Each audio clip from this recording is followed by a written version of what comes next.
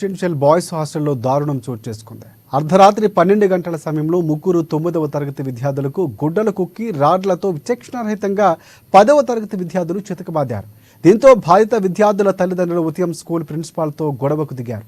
10 మంది విద్యార్థులకు టీసీలు ఇచ్చి ఇంటికి పంపిస్తామని, ఇష్యూ బయటకు వెళ్లకుండా చూడాలని ప్రిన్సిపాల్ తల్లిదండ్రులను సముదాయించారు. గత 2 నెలల క్రితమే కాలేజీ విద్యార్థులు 10వ తరగతి విద్యార్థులపై దాడి చేసి గాయపరిచిన విషయం మరొక ముందే రెసిడెన్షియల్ స్కూల్లో రెండవసారి గొడవలు జరగడంతో తల్లిదండ్రులు ఆందోళన చెందుతున్నారు. ప్రిన్సిపాల్, ఉపాధ్యాయులు సరైన పర్యవేక్షణ లేకపోవడమే వరుస గొడవలకు కారణమని తెలుస్తోంది.